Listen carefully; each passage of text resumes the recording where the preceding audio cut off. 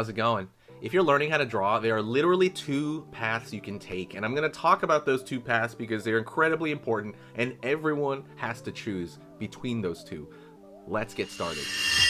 So I'm going to give you two choices, okay? I'm going to talk to you about two distinct things, and I really, really, really want you to kind of write down your answer if you're listening, and we can talk about it. There's two different roads that you can take if you're a beginner artist learning to draw. There's two different things you can do, and you know what, you can decide which one you take. I know which one I would take, and this is what I would discuss, but it's really up to you. Okay, so when I was originally learning this whole thing at the age of 19, I was kind of blown away at how quickly I was getting good at it, right? I was getting very good very quickly, hit a wall. I just couldn't really think anymore. By the way, I'm sick. Forgive me if my voice is nasally. I hit a wall, couldn't do it, and I'm like, what is happening? What is happening? And then I'm getting worse and worse and worse and worse. It's going down. And I'm like, what is going on here? What the heck? So I was near crying, right? And my teacher at the time, his name was Ron, great artist, like amazing artist. He took me aside and he was like, hey, you're not having fun at all anymore. You're not, And I think if you just learn to have fun again, you'll get back into this, right? So what I learned over time is that was partially correct, absolutely, but there's another thing to this too. So you can find your motivation to draw and learn to draw by looking at beautiful art, following your whoever the heck is your artist online. That's one way to do it, but you're gonna have to remember, okay, that it's like jumping from lily pad to lily pad, because no motivation lasts forever. Like frogs when they jump on the lily pads, right? On on the surface of the water, you jump right there, and then boom, it's gonna sink. You jump on another one, it motivates you for a little bit, boom, sinks, because the mind is used to, like, the novelty's gone after a while, and it just doesn't do anything for you anymore, regardless, right? So that would be one way to do it, and that's a great way to do it. I've toyed with that way. Have fun.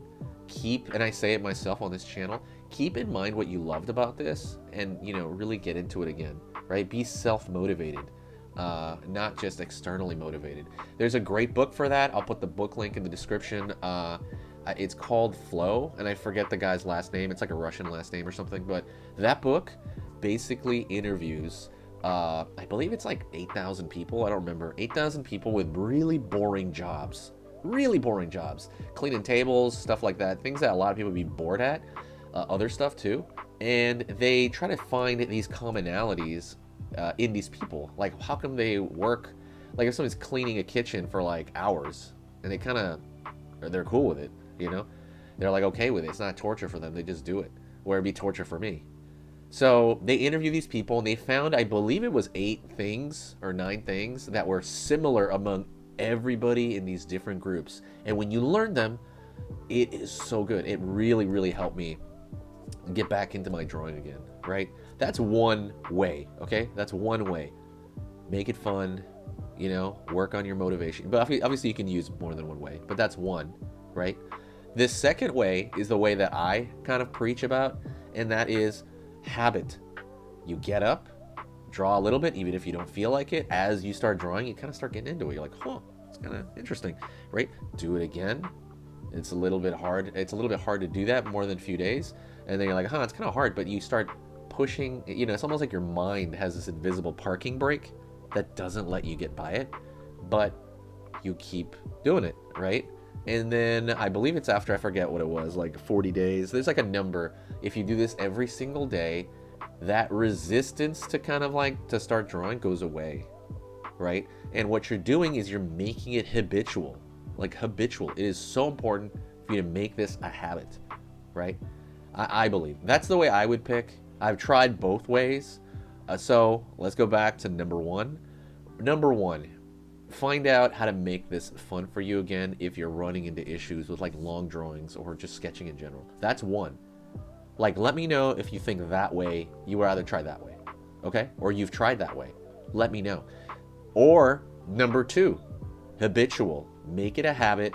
I don't get any highs or lows from that. I literally don't feel like super happy or super sad. I just kind of like feel neutral, but a sense of self-satisfaction, like I say, from drawing. And that's literally what I have.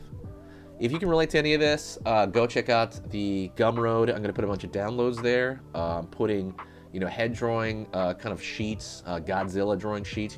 They're free. Go check it out. Go check out the Gumroad. Also, the main website. I'll put the link in the bio as well. If you have time, check it out. If you're serious about, really learning this stuff in a very specific way, get it solved. So, talk to you later in the next video. Okay, so that was amazing. You finished this lesson, but keep it going. Keep the art practice going by clicking this video right here.